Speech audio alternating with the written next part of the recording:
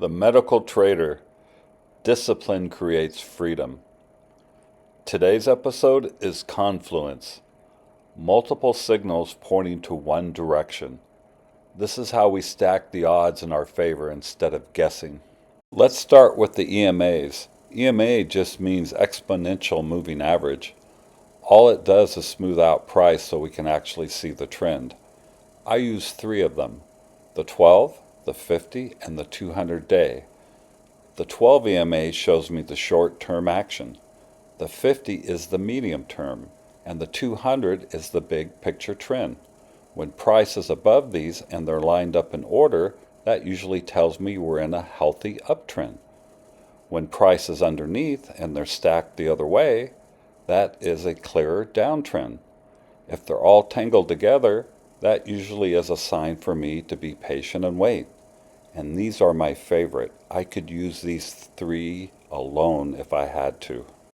Now, let's look at RSI, the Relative Strength Index. RSI is just a simple momentum gauge. It runs from 0 to 100, and it helps us see if price might be getting stretched. When RSI is down near 30 or below, that's often a sign things are getting oversold. When it's up near 70 or above, that can mean things are getting overbought. Around the middle, near 50, that's more neutral.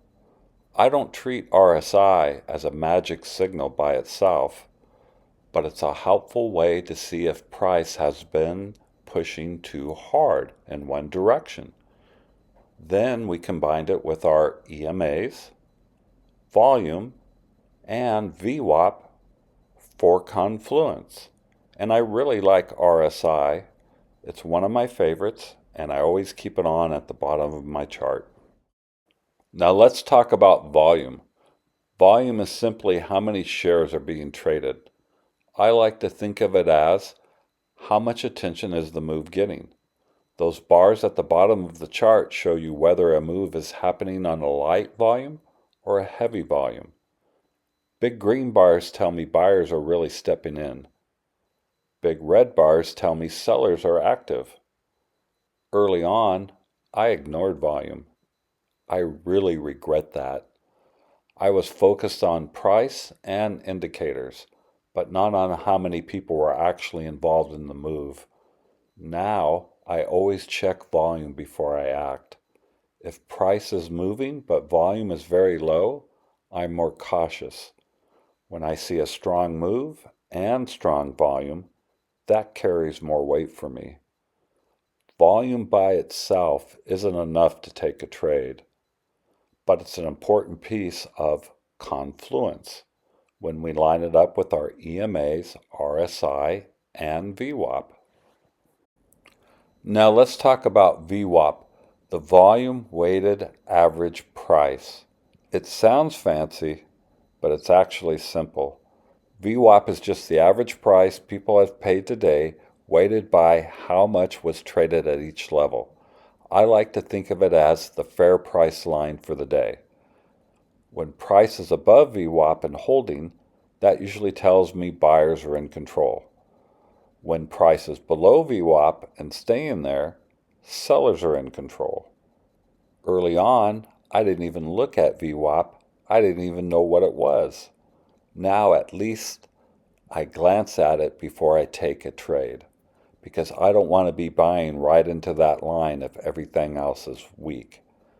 VWAP by itself isn't a green light to trade, but it's on my important vote on my scorecard when I'm lining up my EMAs, RSI, and volume all for confluence, and then I only turn it on right before the trade.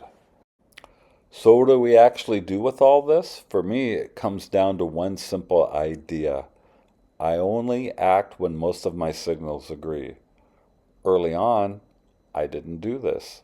I'd see one thing I'd liked, maybe just RSI or just moving average, and I'd jump in. Some of those trades worked, but a lot of them were basically guesses. Now I think of it like a little confluence scorecard. I look at the trend and my EMAs, I look at RSI, I look at volume, and I look at VWAP.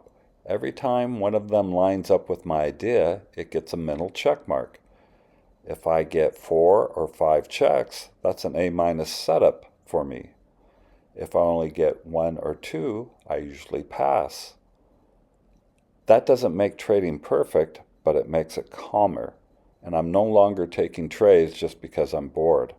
I'm waiting for multiple pieces of evidence to point in the same direction before I risk my money.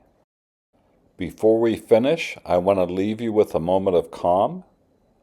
Confluence is really just preparation and patience.